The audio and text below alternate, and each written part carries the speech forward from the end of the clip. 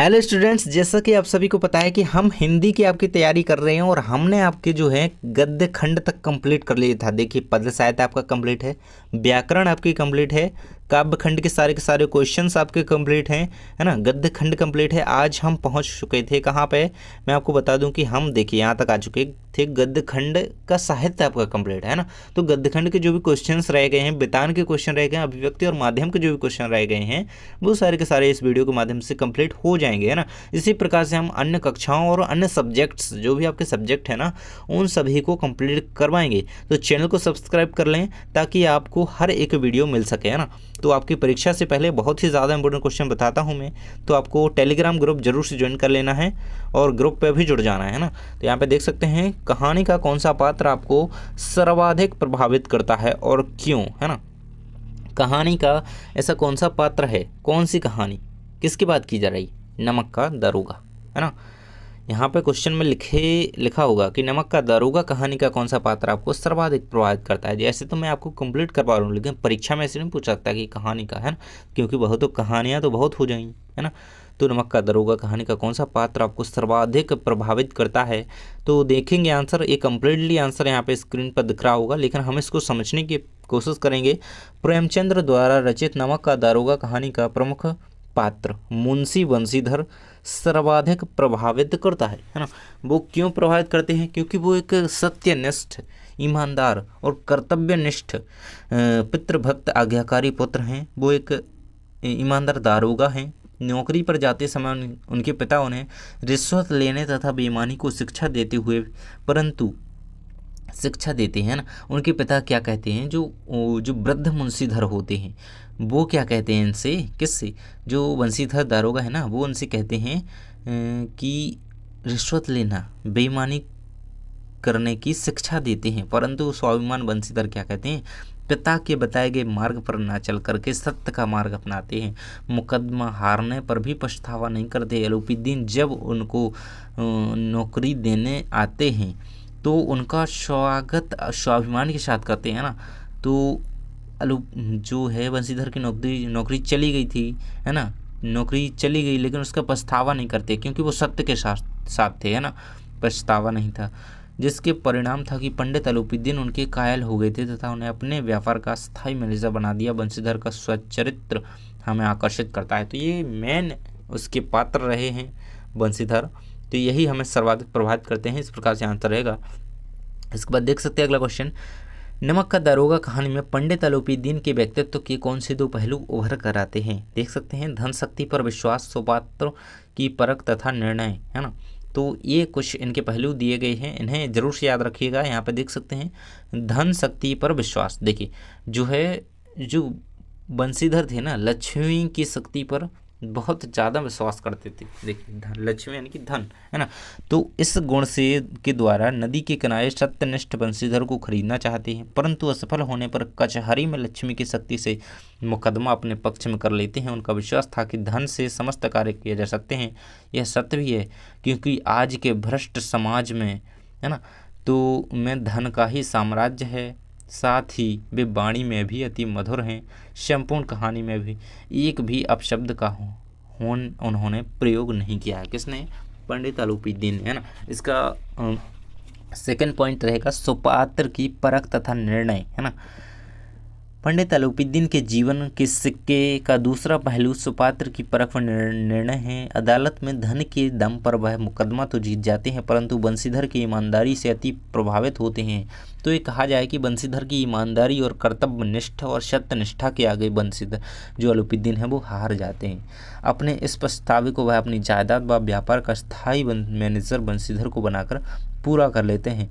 बंशीधर से अपमानित होने पर वह बदला न लेकर उनके गुणों से प्रभावित होकर उनके जीवन का जो है उजला पक्ष है ना।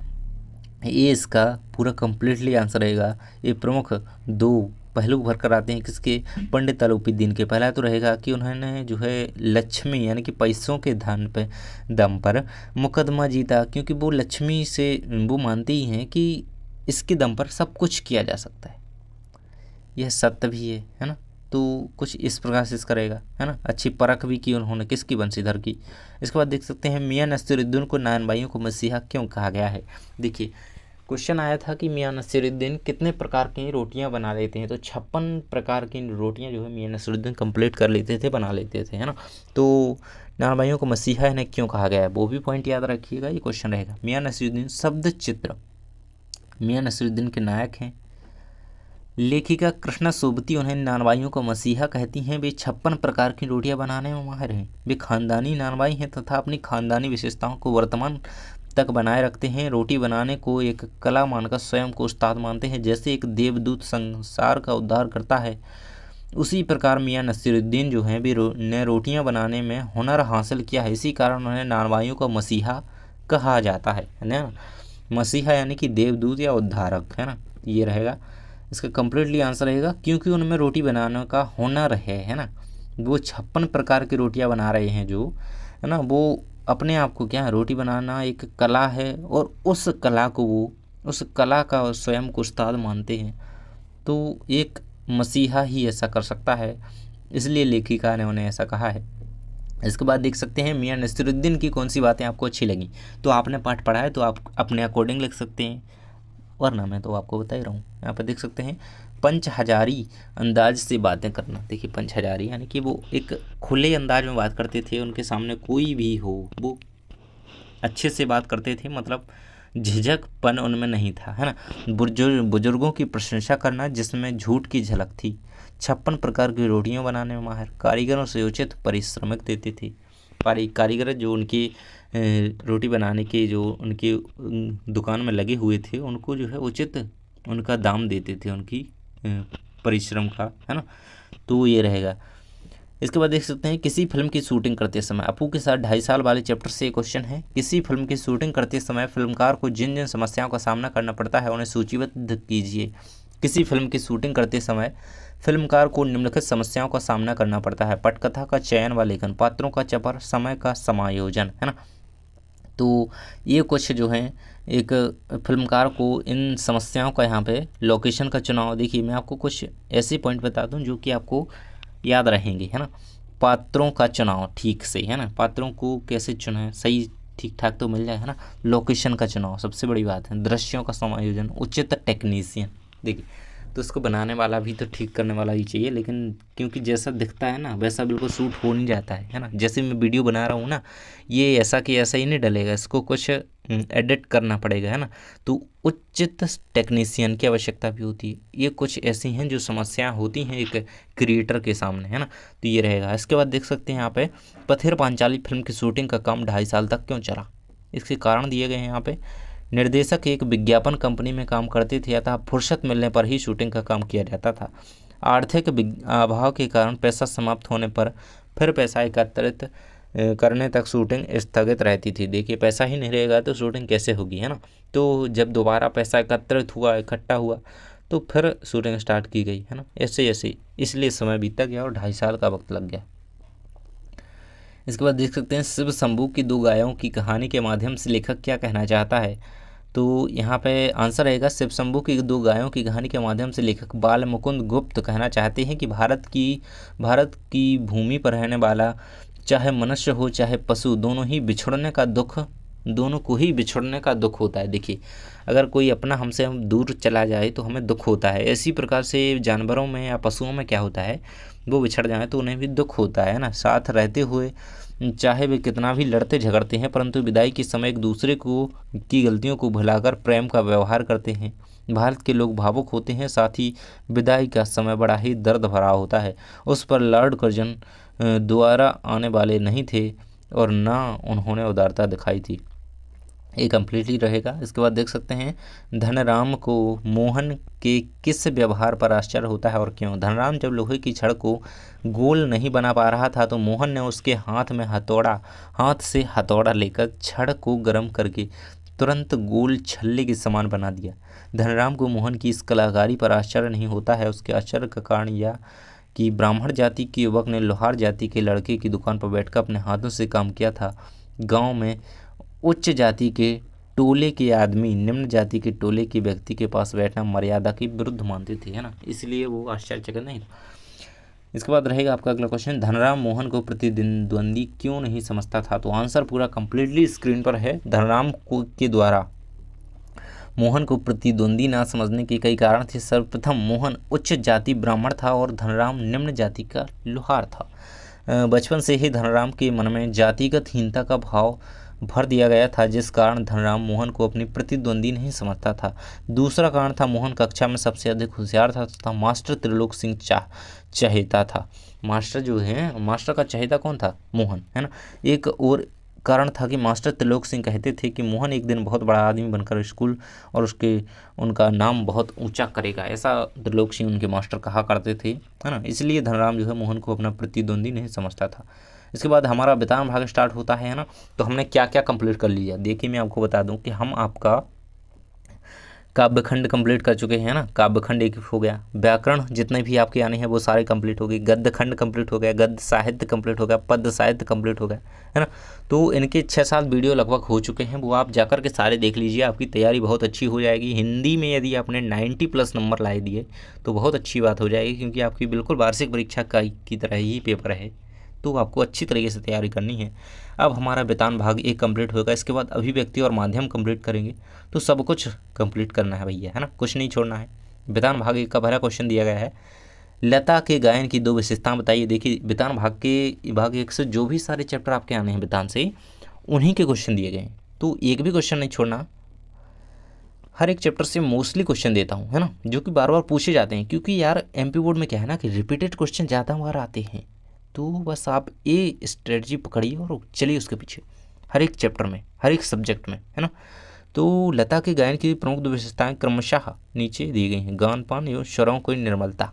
देखिए लता के गायन में क्या है, उनके जो गान पान हैं वो उनकी एक प्रमुख विशेषता है, स्वरों की निर्मलता वो उनकी गायन की एक प्रमुख विशेषता है। तो ये 2 विशेषताएं यहाँ पे कंप्लीट हो जाती हैं। कुई का मुँह छोटा क्यों रखा जाता है? देखिए कुई, कुआं की बात नहीं की जा रही, कुई जो कि राजस्थान बनाई जाती है ना। कुई के मुँह के व्यास के छोटे होने के कई कारण हैं। पानी को सरलता से ऊपर खींचने के क्रम में कुई का कम व्यास सहायक होता है ना। इसके बाद देख सकते हैं राजस्थान में अत्यधिक गर्मी पड़ती है। चौड़े मुँह वाली कुई खोदने के कारण से एकत्रित जमींदाई मीठा जल सूर्य को प्रचंड उष्मा से तेजी से वाष्प बनकर उड़ सकता है। देखिए अगर राजस्थान में इतनी गर्मी पड़ती है कि अगर वहाँ पे कुआं बनाया जाए ना कुई की जगह, है ना, उसका मुंह बड़ा कर दिया जाएगा, व्यास बड़ा कर दिया जाएगा ना, तो वहाँ पे पानी जल्दी उड़ जाएगा, क्योंकि बहुत तेज सूर्य दादा निकलते हैं, है ना, तो उसके उड़ने का डर रहता है पानी के, तो इसलिए छोटा बनाया जाए, एक ये भी कारण है। क्योंकि छोटे मुँह पर ओक्कन नहीं बोले तो ढक्कन लगाकर उसकी सुरक्षा सरलता से की जा सकती है, जबकि बड़े व्यास अथवा बड़े मुँह की कुई पर ढक्कन लगाना कठिन कार्य है ना। तो ये रहेगा आपका। अगला क्वेश्चन है आपका, बेबी हालदार ने सर्वप्रथम चिट्ठी किसे और क्यों लिखी? तो बेबी हालदार ने सर्वप्रथम चिट्ठी तातुस के कोलकाता में रहने वाले बंधु जो उनसे उम्र में 1 वर्ष बड़े थे को लिखी। यह चिट्ठी बेबी हालदार ने तानुस के कहने पर बंधु द्वारा भेजी गई चिट्ठी के जवाब में लिखी थी, है ना। बंधु ने एक चिट्ठी भेजी थी बेबी हालदार को, उसके जवाब में, किसके कहने पर? तानुस के कहने पर। यहाँ पे फिर इन्होंने हालदार ने जो है चिट्ठी लिखी। तो ये आपका कंप्लीटली आंसर रहेगा इसका। इसके बाद अजंता की गुफाओं के बारे में आप क्या जानते हैं? तो अजंता की गुफाएं अपनी कलाकृतियों के लिए पूरी दुनिया में प्रसिद्ध हैं। अजंता की गुफाएं 4वीं से 6वीं शताब्दी के बीच गुप्त साम्राज्य में खोदी गई अजंता की गुफाएं, है ना। इनकी दीक पर चित्र बनाए गए, दीक बोले तो दीवारों पर चित्र बनाए गए हैं। अजंता की गुफाओं के चित्र इतने आकर्षक एवं सजीव हैं कि वे अब तक के कलाकारों पर अपना गहरा प्रभाव डालते हैं। ऐसा माना जाता है कि अजंता की दीवार पर बने चित्रों को बौद्ध भिक्षुओं ने बनाया था। देखिए ऐसा माना जाता है ना। तो ये कम्प्लीटली आंसर रहेगा, है ना, क्योंकि बहुत ही प्राचीन ये गुफाएं हैं, अजंता की गुफाएं। आपकी भारतीय संस्कृति एवं कलाओं, ये कुछ चैप्टर है उससे ही क्वेश्चन है ये, है ना। इसके बाद देख सकते हैं भारतीय संगीत मुख्यतः किससे संबद्ध है? आंसर रहेगा आपका भारतीय संगीत मुख्य रूप से सुर, ताल, राग एवं काल से संबद्ध है। भिन्न भिन्न काल के अनुसार भारतीय संगीत में गाए जाने वाले राग भी अलग अलग बतलाए गए हैं। उदाहरण के लिए ब्रह्म मुहूर्त में राग भैरव, सुबह के समय राग मेघ, दोपहर में राग दीपक और राग भीराग तथा, है ना। तो ये आपके समय के अकॉर्डिंग, है ना, काल के अकॉर्डिंग जो है वो संगीत बताए गए हैं कि किस समय क्या होना चाहिए, उदाहरण बताए गए नीचे, है ना। वैसे तो आपको ऊपर का ही याद रखना है किससे संबद्ध है ना। तो यहाँ तक कंप्लीट रहेगा। इसके बाद 40वें नंबर का क्वेश्चन है आपका, चित्रपट संगीत तथा शास्त्रीय संगीत में अंतर लिखिए, है ना। तो चित्रपट संगीत में चित्र गायकी एवं गायन की को अधिक प्रधानता दी जाती है ना, जबकि शास्त्रीय संगीत में रागों की अधिक प्रधानता होती है। इसमें रागों को जो है वो अधिक प्रधानता दी जाती है, किसमें? शास्त्रीय संगीत में। जबकि चित्रपट संगीत में गायन को अधिक प्रधानता दी जाती है ना।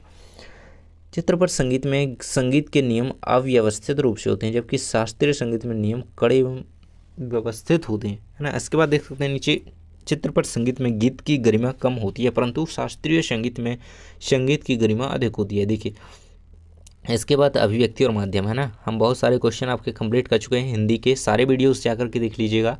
हिंदी बिल्कुल आज कंप्लीट हो जाएगी, है ना। इंटरनेट क्या है? इंटरनेट क्या है? इंटरनेट ऐसा माध्यम है जिसमें प्रिंट मीडिया, रेडियो, टेलीविज़न, किताब, सिनेमा, यहाँ तक कि पुस्तकालय के सारे गुण हैं, हाँ। तो इस प्रकार से इसे इंटरनेट कहा जा सकता है। इसके बाद समाचार के मुख्य तत्व कौन कौन से हैं? नवीनता, निकटता, प्रभाव, जनरुचि, टकराव, महत्वपूर्ण लोग, उपयोग जानकारियाँ, अनोखापन, पाठक वर्ग एवं नीतिगत ढांचा समाचार के प्रमुख तत्व हैं। तो प्रमुख तत्व याद रखिएगा समाचार के। इसके बाद देख सकते हैं डायरी लेखन की 2 प्रमुख विशेषताएं पूछी गई हैं, तो 2 याद होनी चाहिए।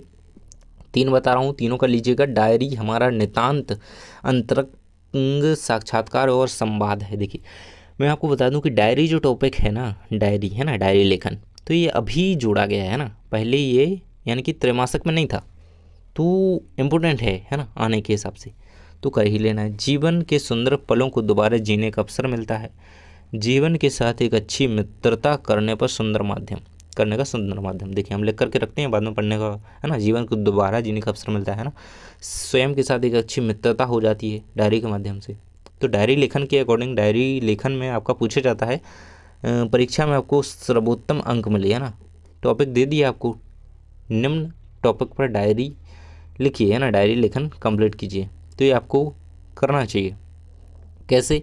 आपको सबसे पहले तो समय लिख देना है जब आप डायरी लिख रहे हैं। देखिए, नॉर्मली आप डायरी कैसे लिखते हैं, कई छात्र लिखते होंगे, जो भी लिखता है कमेंट बॉक्स में बताएगा। यहाँ पे देख सकते हैं, समय तो आप लिखते होंगे, जैसे डायरी लिखते हैं तो ऊपर लिख देते हैं, डेट डाल देते हैं, समय लिख देते हैं, कब लिख रहे हैं ना। तो वो आप लिखने के बाद स्टार्ट करेंगे। आज 10वीं कक्षा का परीक्षा परिणाम आने वाला था।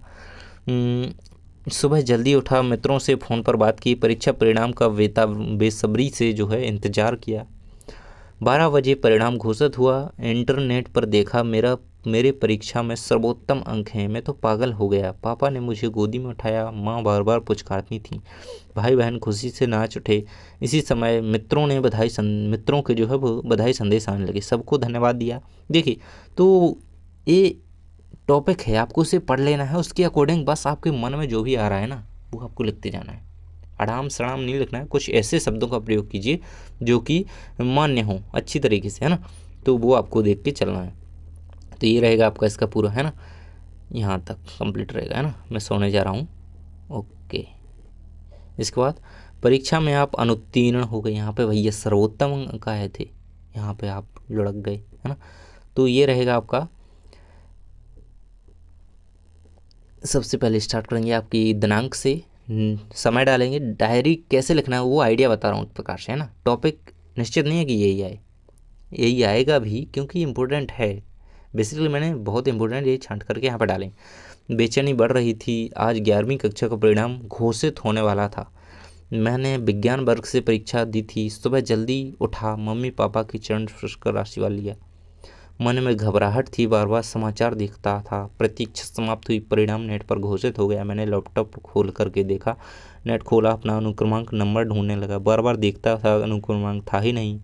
अंक तालिका पर अनुत्तीर्ण पाया गया। तो कुछ इस प्रकार से आपका ये पूरा कंप्लीट रहेगा। यहाँ पर देख सकते हैं यहाँ तक, है ना। तो लगभग हमने आपकी पूरी हिंदी कंप्लीट करवा दी है। आपको चैनल का नाम जो है पता ही है कि जानकारी टीच, तो आपको जाकर के टेलीग्राम पर भी इसे जो है ज्वाइन कर लेना है। टेलीग्राम ग्रुप ज्वाइन कर लें और टेलीग्राम चैनल पर सब्सक्राइब भी कर लें ना, ताकि आपको वहाँ भी इसका PDF भी मिल सके। और साथ ही आपको अन्य क्वेश्चंस जो हैं, कुछ ऐसे क्वेश्चंस बताता हूँ पेपर के जस्ट कुछ देर पहले, तो वो आपको बिल्कुल करके ही जाने होते हैं। तो कंप्लीट कर लीजिएगा। और जैसे ही अगले सब्जेक्ट जो भी आपके रह गए हैं, तो आप कमेंट बॉक्स में बताइए कि आपको किस सब्जेक्ट के इंपॉर्टेंट क्वेश्चन चाहिए। देखिए, हिंदी हमारी पूरी कंप्लीट हो जाएगी, आपको कोई शिकायत नहीं रहेगी आप लोगों की। और जो भी आपको कंप्लीट नहीं हुआ, जैसे कि मैंने अलग अलग वीडियो बनाए हैं, क्योंकि काफ़ी लंबा हो जाता है फिर, है ना। तो आपको सारे के सारे वीडियोस जा करके देख लेना है क्योंकि यहाँ पे बहुत ज़्यादा लंबा हो जाता है तो एक वीडियो में कंप्लीट नहीं हो सकता है ना। तो आपको सारे वीडियो देख लेना है। कहाँ से देखेंगे, तो आपको चैनल पर जाना है, प्लेलिस्ट में चेक करना है और यहाँ पर हिंदी कक्षा 11वीं का प्लेलिस्ट मिल जाएगा आपको, हाफ ईयरली का, है ना। तो उसमें आपको सारे के सारे वीडियोस मिल जाएंगे। तो आपको उसमें जाकर के सारे वीडियोस देख लेना है, आपके कंप्लीट हो जाएंगे, है ना। अन्य सब्जेक्ट्स के भी उसमें दिए गए हैं। इसी प्रकार से हम आपके सभी सब्जेक्ट की तैयारी करवा देंगे। थैंक्स फॉर वॉचिंग, मिलते हैं अगले वीडियो में।